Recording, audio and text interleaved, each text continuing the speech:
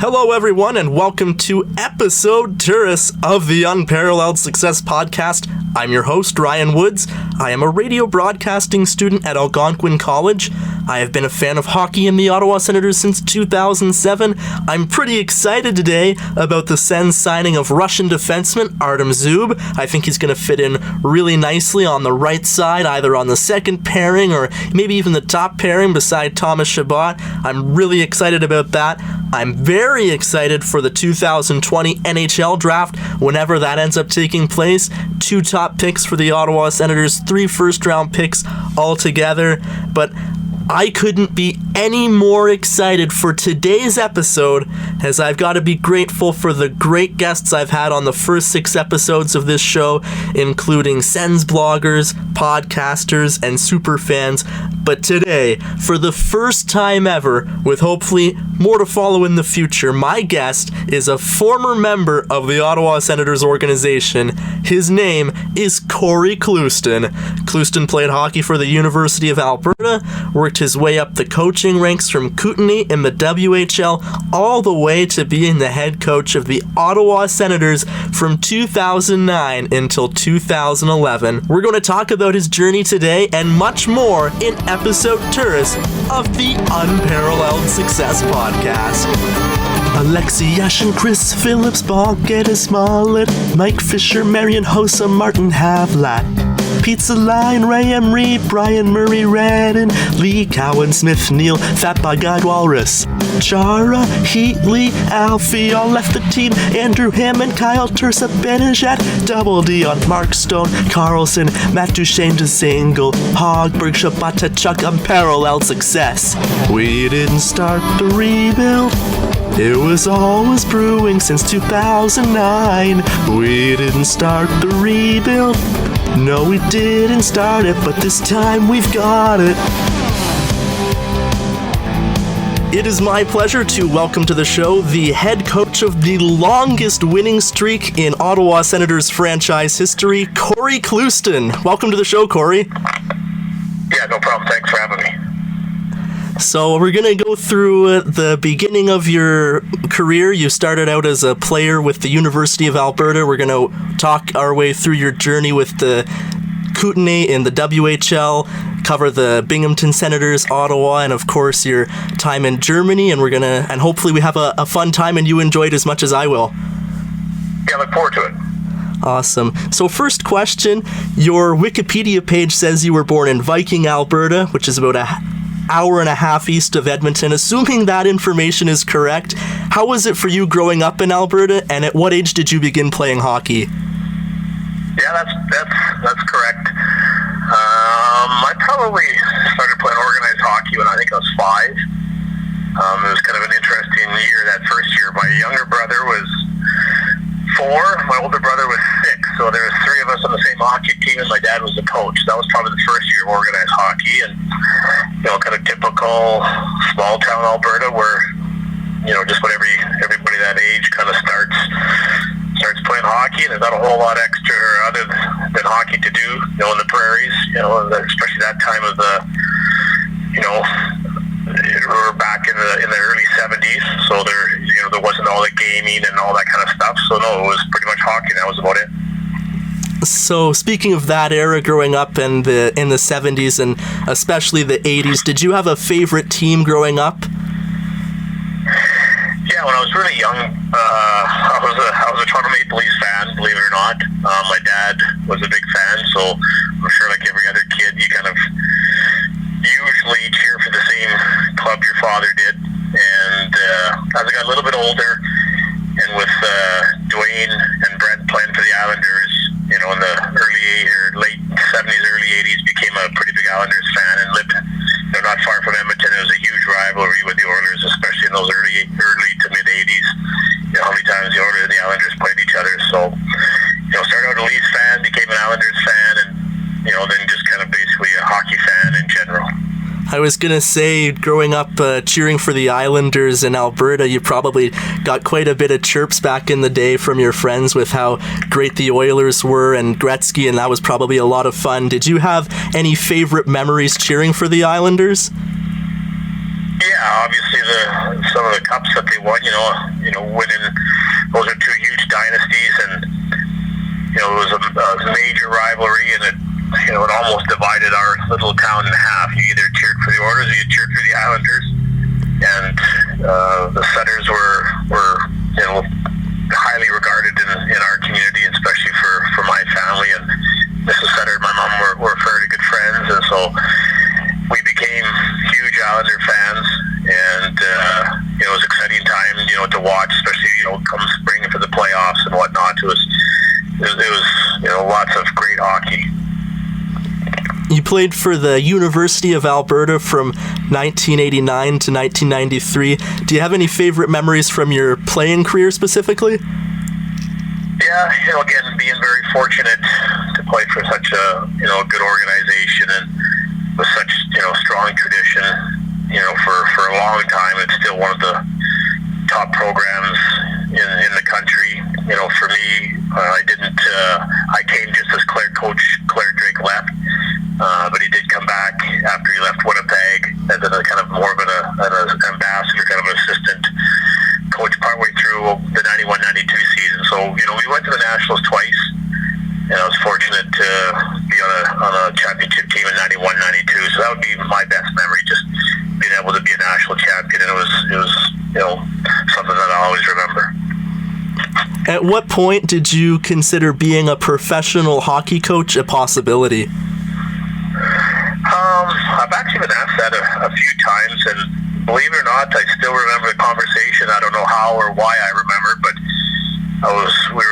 we lived out on a farm, 12 miles out of town. I would have been probably 12 or 13 having a conversation at the kitchen table with my mom, and just saying, it's one day I think I might be a decent coach. And most boys, myself included, at that age, you still had dreams of becoming an NHL player. But when you get 16, 17, 18, you start to realize that's not going to happen. And I always kind of thought the game a little bit differently, saw a little bit differently. I always enjoyed structure and organization. Didn't matter what it was, about, whether it was school or nutrition or whatnot. Just that type of planning and organizing always kind of intrigued me. And playing at the University of Alberta, for Coach Gilmore's, who was a huge influence. Maybe not necessarily just on system-wise and what, but just running the program and creating that championship environment. And so kind of in the back of my mind, it was there for a long time.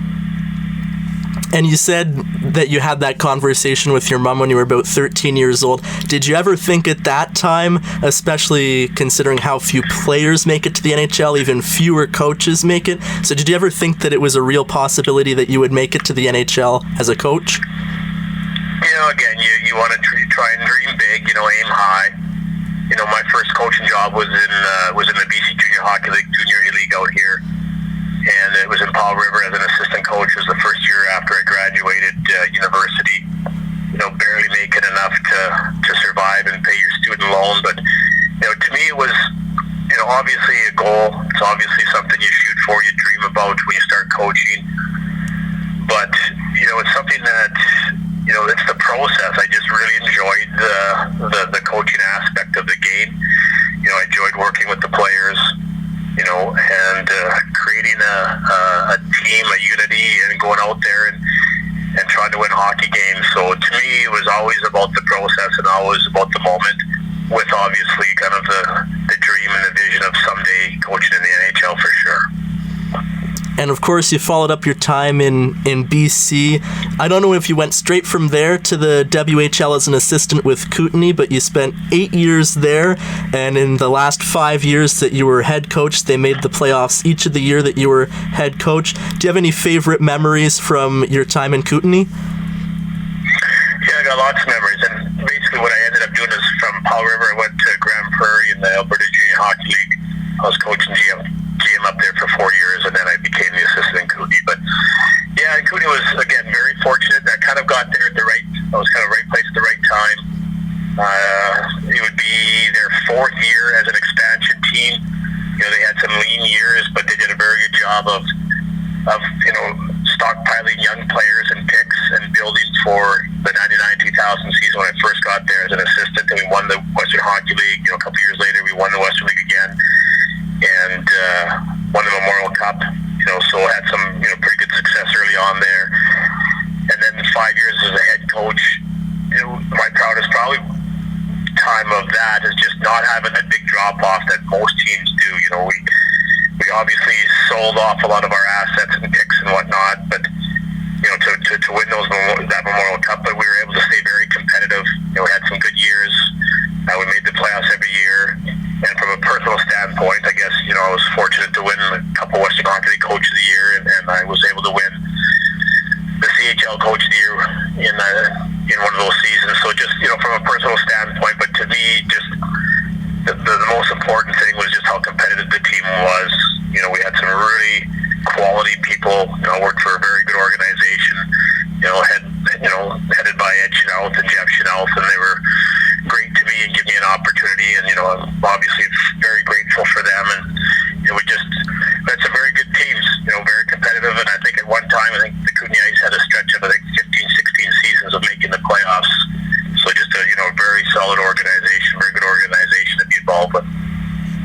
Of course, not only in Kootenay, but also later on coaching in Brandon and Prince Albert, you had the opportunity to coach some players who went on to have excellent NHL careers. Some of them are still bona fide superstars, like Ottawa Senators Mark Stone, who's now in Vegas, but he still holds a special place in many Sens fans' heart, and Leon Draisaitl. Looking back, are there any players who stand out to you that you had no doubt would not only make it to the NHL, but be superstars? Well, those two guys are obviously the obvious ones. As an assistant early on in Kootenay, Jared Stoll was a very good hockey player. The first one probably was Dan Blackburn, and not many people probably even remember Dan, but as a 16-year-old, he took us all the way to the Memorial Cup. He was a first-round draft pick. Unfortunately, with the Rangers in an off-season injury, I think he was only 21 years old, he tore a nerve in his shoulder and had to retire. So, I think he had an unbelievable future ahead of him, and unfortunately that didn't pan out for him. But with Leon and Stoner, those are two obviously elite and very special players, and the thing that those two had in common was just the love of the game. They absolutely loved the game. A lot of times in the mornings you talk to the team, and most, if not all, the players didn't watch the game, but you knew those two guys had. They'd watch the games, they watched the highlights, they'd always had comments or questions about the games. In PA, we had Josh Morrissey as well that year. Also another guy who just loved the game, lived, breathed it. Those are the type of players that obviously they're talented, but it's their passion for the game that creates the work ethic, that creates the energy, and just takes them to another level. And it's fun to watch them become like you said, superstars in the NHL. Mark Stone is my favorite NHL player of all time. I have two of his jerseys. I've met him a couple times when he used to do the hometown tours for Ottawa, and he comes across as a great guy. I was wondering if you had any Mark Stone stories to share with us, if you had a favorite one. I don't know if I had a favorite one. It just, probably looking back, I may have actually even at times taken him for granted how special of a player and person he was. He just was a very, very well-rounded person. The players really looked up to him. He was a great leader. Off the ice, he brought a level of maturity to the team, at a young age. And, obviously on the ice, just his attention to detail and his work ethic. He was such a good player offensively, obviously. But to me, what made him special, and obviously what's making him such a special player in the NHL, is his two-way ability. He could steal pucks from anybody. We use him on the penalty kill. We use him in all situations. And he was a student of the game and saw the game. And like I said, right off the bat there, I probably may have taken that a little bit for granted and not understood at that moment how special of a player and person he is. But definitely looking back, and then obviously seeing how he's progressed and become the player he is, I can really acknowledge and recognize that now. You took over as coach of the Binghamton Senators in 2007. It only took you a year and a half to move up to the NHL. How important was that time for you to familiarize yourself with players in Ottawa's farm system before moving up to the NHL? Yeah, it definitely helped. You're right. I mean, it took me 8 years from the Western League to get the American League, and a year and a half to get to the NHL was very quick. You know, at times looking back, maybe too quick. You know, I always feel that there's a benefit to paying your dues, and I definitely did that up to that point. It was a unique situation. The team really struggled the year before in Binghamton. They didn't have a whole lot of young stockpiled talent. So basically, when I took over, they had 3 players remaining from the season before. I think the team was 27 games below 500, and the only returning players were Jeff Glass in net, Danny Blois, and Josh Hennessy. And so they, kind of started from scratch. Brent Flair and Tim Murray did a really good job of, providing some quality veteran players surrounding some of the young guys like Nick, Foligno, and embrace kind of the rebuild.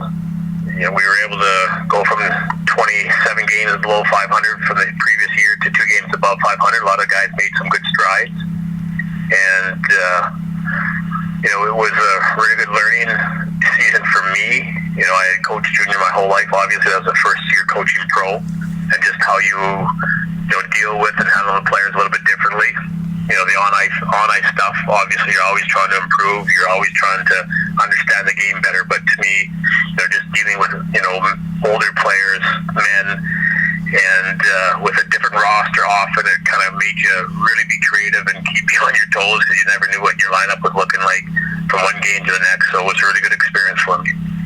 And of course, you had Binghamton show a lot of improvement in your short time there. And of course, as soon as you moved up to Ottawa, they showed improvement right away. You had them finish about 8 games above 500 for the final stretch of the 2009 season. And then 2010 was another year that they exceeded expectations. At the time you took over, you were only 39, the youngest coach for the Senators by a fair margin since 1996. So being one of the youngest coaches, I guess my question is, what was the biggest challenge for you adjusting to the NHL? Well, yeah, that second year in Binghamton, again, the team was playing really well, and then, all of a sudden, moving on up, I guess the familiarity that I had with some of the players helped, and to me, the biggest challenge that season, just kind of jumping in, partway through the year was just to try and understand the league, learn as much as I possibly could, kind of get everybody as much as you possibly could on the same page, feeling good about themselves, and just the amount of work that, I had to do as far as catching up with opponents and just understanding whoever, for example, if you're playing a certain team, who their best players were, the matchups, how a coach, used their bench, who their key players were, what their systems and structure was. So there would be times when I would actually, stay at the rink till 11, 12 at night cutting my own video, even though we had Timmy Patterson, who did a great job of video. I would stay and do my own video just to try and get myself up to speed. So there was a lot of work, there was a lot of fun, a lot of pressure, and the guys, for the most part, really responded positively. And of course, as I said, 2010 was such a fun year to be a Sens fan, with, of course, many of the young players exceeding expectations. I know you're probably not going to take much credit here, but how much credit do you take, if any, for the development of players such as Peter Regan, Nick Foligno, Zach Smith, and even Erik Karlsson? Well, again, all 3 were very good young players. Other than Erik, I had the other 3 guys in the American League, and you could see that they all obviously had a certain skill level, but they understood the game. They worked hard. Very good people, quality individuals. Erik, his rookie year, I was in Ottawa then, and he ended up going back to Sweden the first year, and then the next year he ended up going down to Binghamton for a month just to kind of get his defensive game and his confidence where he needed it to be. And I think that ended up being very positive for him, even though at the time he probably wouldn't have agreed with that. But just the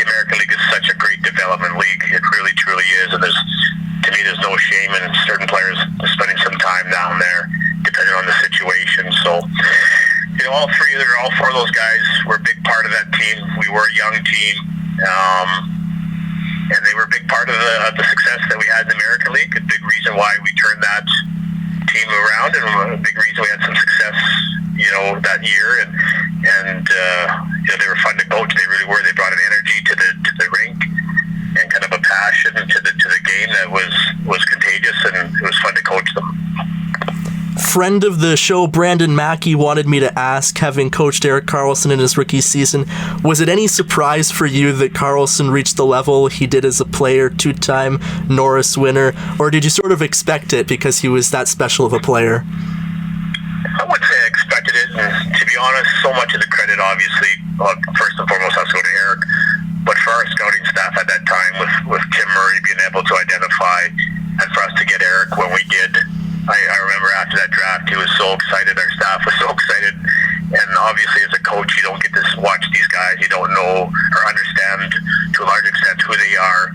You have to trust your scouts, and Tim and his group did such a great job with identifying Erik, and so they deserve the credit, and him coming to Ottawa, obviously, and then Erik for really working on his game.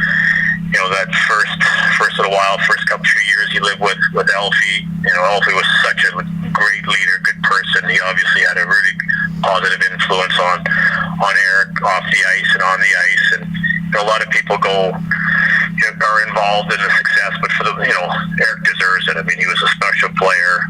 He was such a competitive guy, and the talent was there. And credit to him, he learned as he got older. The finer points of the game, playing smart defensively.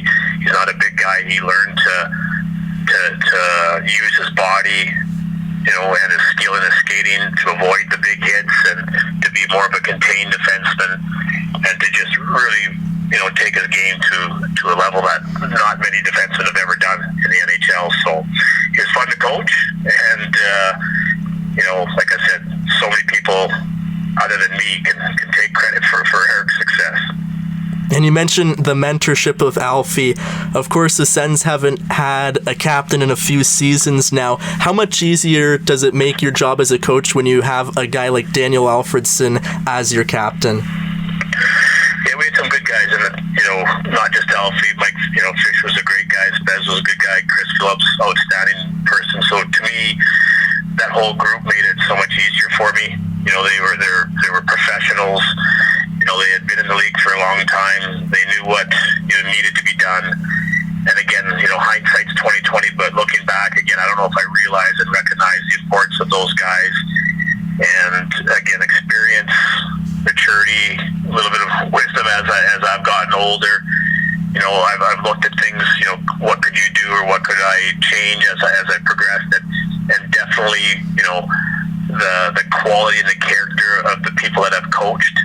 Sometimes I may have taken that for granted, and a guy like Daniel Alfredsson was such a treat to be around, and fun guy to coach. The Sens set the franchise record 11-game winning streak between January 14th and February 4th of 2010. That record still stands. How would you describe that winning streak when you guys seemed unbeatable for that stretch? It was interesting because until you mentioned that, I didn't even realize it was that long. I knew we had a good stretch there. I didn't realize it was a record. I didn't know it was that long. But again, we had a good team. The guys played hard for each other. Unfortunately, as the season progressed, some injuries caught up to us, and we weren't quite deep enough to kind of sustain our level of play towards the end there, especially going into the playoffs that we had at that particular time. But the guys really had confidence, and they bought in, and they played as a team. It was a good group of guys, a nice mix of veterans, and as you mentioned, some really talented young players. And we started playing with a lot of confidence, and like I said, unfortunately, we just didn't quite stay healthy enough to go as far as we wanted to in the playoffs. And of course, I was going to ask you about the playoff series in a minute, but I just have two more questions about the regular season that year. First, one player who played a small but important role in the winning streak was Mike Brodeur, who showed such promise that season, going 3-0, and two of those games were at the very start of the winning streak, and he had a .966 save percentage. It just seemed like the ceiling was so high for him. And recording his first career shutout, could you believe how well he played in his first three career starts? Yeah, it was obviously a big time because I still actually remember the game when he came in.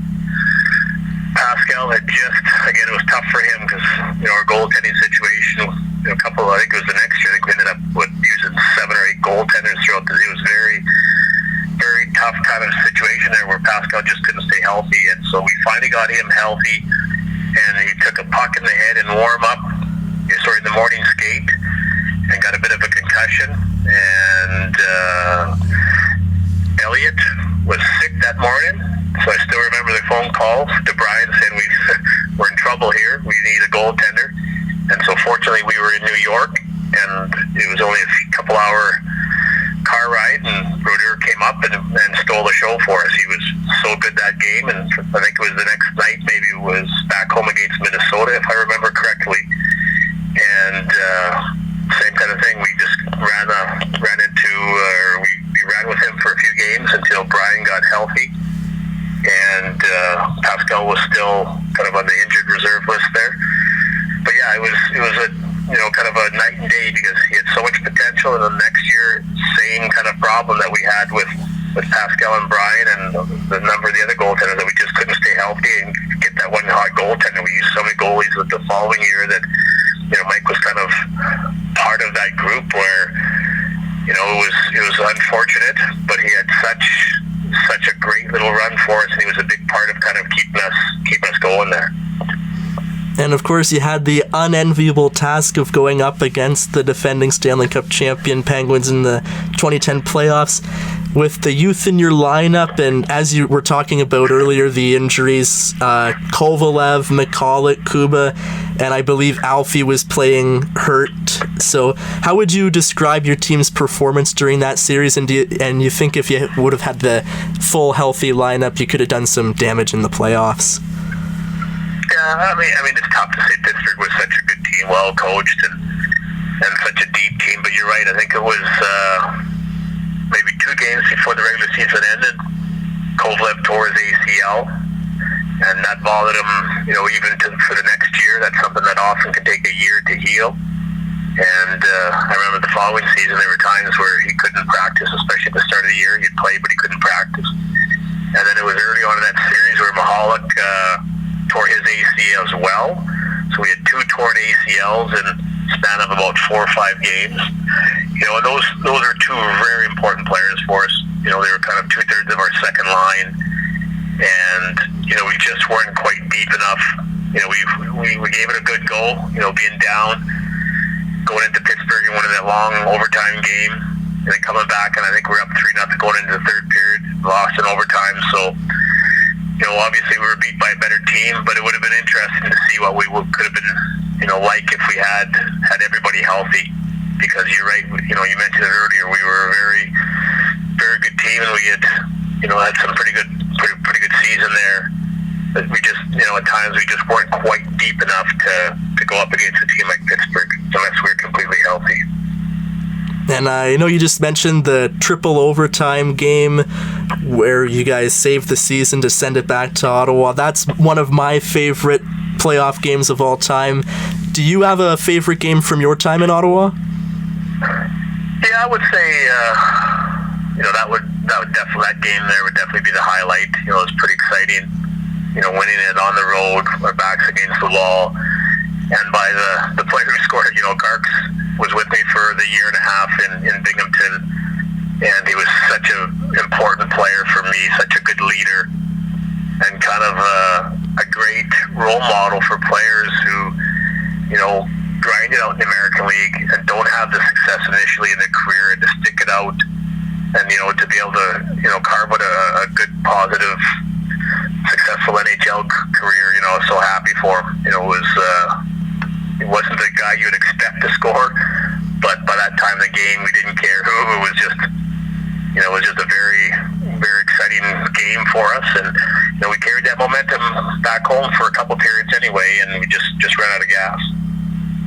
I was actually watching that game last night on YouTube. They have the entire series, so I stayed up until about 2 a.m. watching it just for fun, and I couldn't believe, because I hadn't watched the game in 10 years, obviously, how many like disallowed goals and goal reviews, and how if a triple overtime game isn't long enough, it was probably even longer with all the reviews. So just crazy to think like how many things went on in that game. And I noticed after the second overtime period, before, as time expired, before you went to the bench, you had something to say to Alfie on the bench. Do you have any idea what it was, if you remember what you told him there? Geez, I wish I could, but I don't. I'd have to maybe get my memory jogged if I saw that video again, but no, I don't recall that.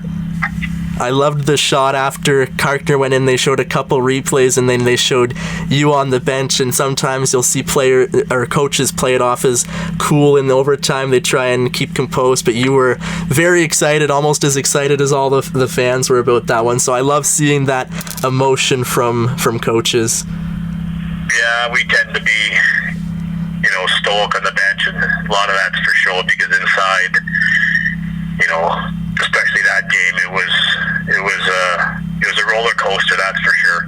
And you know, again, if I had to pick one, that would definitely be the game, you know, for me. And then regular season, probably my first regular season win. But no, that's the one that sticks out by a lot for me. Of course, after your time in Ottawa, you went back to junior, and then a few years after Prince Albert, you had the somewhat unique experience of coaching in Germany for a few years. How did that opportunity come up, and what was that experience like for you? I ended up through my European agent. You know, that came up, and it was a really good experience. You know, I didn't know quite what to expect going over there, and the DEL is one of the better leagues, European leagues over there, and it's really, really come a long way, you know, in the past 10, 15 years. You know, the buildings, the attendance, you know, in Cologne there, we averaged just under 13,000 fans per game. You know, we would, the Lanxess Arena is the biggest arena in outside of North America for hockey. In the playoffs, there were games we sold out, you know, 19,000 fans.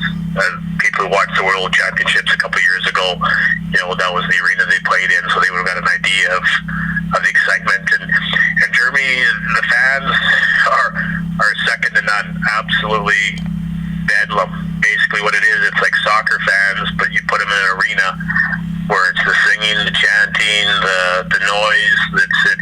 It's quite the experience. And the level of play, I was very impressed. I think, again, I wasn't quite sure, but I would, for example, the team that almost beat the Russians in the Olympics there, they were a minute and a half on the power play away from a gold medal.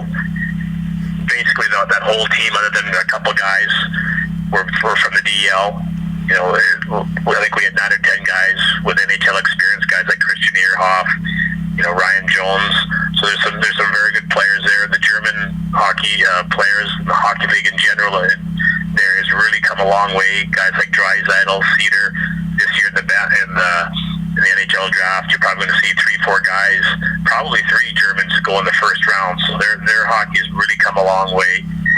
And our import rule, you're allowed to dress 9 imports. So at times it was like, you know, NHL, American Hockey League players out there. So it was a very high level of hockey and very good coaching, and you know, just a great spot to be in as far as Europe hockey is concerned.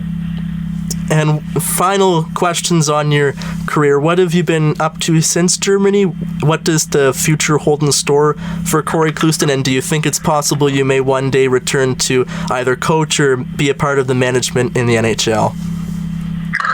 Well, last year I had an opportunity, and actually, you know, to go back to Germany wasn't the best situation for me, so I kind of hung around here. And partway through the season, my older brother coaches the Kamloops Blazers in the Western Hockey League.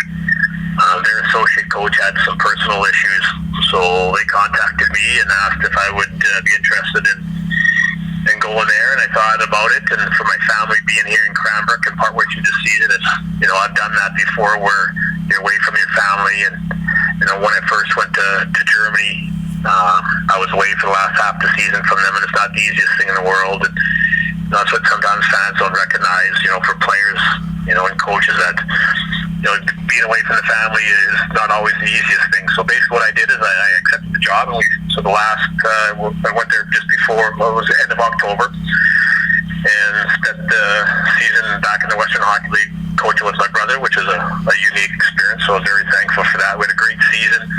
We won the BC division. We were one of the top teams in the league. We were often ranked in the top 10 in the CHL, and for us, we were really looking forward to the playoffs. We thought we were a team that could really do some damage in the playoffs, and unfortunately, us, like everybody else, took a pause. And then for our league, we were canceled for the season, so very disappointed in that. But overall, it was a really good experience. It was great to reconnect with the young players again, and understand that they are a different, kind of a different makeup. It's not like junior was 8, 10, 15, 20 years ago. The players are different. You have to deal with them different. So I learned a lot, even at my age, and for how long I've been doing this. It was one of the best learning seasons that I've had, just dealing with today's player and being in a different role. I hadn't been an assistant coach in about 18 years, so it put me in a different role. So I really enjoyed it. The organization, first class in Kamloops, great people, great organization, and so that's what I did last year. And as far as the future, we'll wait and see. I never, don't want to close the door. I really enjoyed coaching. I think this last season and being in Europe for a few years, I think it's made me a better coach, better person. I think a little bit wiser and more mature, and just kind of see things a little bit differently. But we'll wait and see. If something comes up, that'd be great. And to me, it's just about coaching. I still really enjoy it. Still really love doing it, working with the players, and we'll wait and see what the future holds. And I always like to close off the show by asking my guest if they've ever met any players or celebrities. Obviously, we know you've met players, but there's one person from the Sens organization who not only the Sens, but the hockey world misses. And earlier you talked about paying your dues, and I couldn't think of a better way to tie this episode together than asking you about Brian Murray, who brought you in as the coach in Ottawa, and how special he was as a person and what he meant to your career. Yeah, basically, Brian gave me my first chance, but I have to mention Tim. Actually, Tim Murray was the first guy who brought me in. Him and Brent Flair, I worked directly with in the American League, and Tim was outstanding for me. We had some similar backgrounds. He was in the horse family, or horse race family, with standardbreds, as was mine. And I owe a lot to Tim and obviously Brent, but Brian was a special guy. He had, I don't know, people, obviously once you meet him, you understand, the quality of person he is, and the sense of humor he has, and he just has a presence about him that, kind of draws you in. And I was fortunate to be able to work with him and for him. And obviously it was, sad when he left us, but obviously he left a huge mark in hockey and in Ottawa, and he was a very positive influence on me. Well, thank you so much for taking your time to answer my questions and coming on the show. You're the first guest I've ever had for the show who's been employed by the Sens previously, so it was very exciting for me. I've been looking forward to this since we set it up yesterday morning, and I wish you nothing but the best wherever the road takes you in the future. Yeah, you bet. Take care. Peugeot. First round pick, Nason, Silverberg for Ryan, McCulloch, Kovalev, California road trips, Lalim, Hasek, Gerber, carousel of goalies. Buddy Robinson, Ben Harper, Bobby Ryan, Spartacat, Boro, Hoffman, LeBreton is a no-go. Elliot, Anderson, Alex Aldis back again. Dorian says, we're a team, someday we will win the cup. We didn't start the rebuild. It was always brewing since 2009. We didn't start the rebuild. No, we didn't start it, but this time we've got it.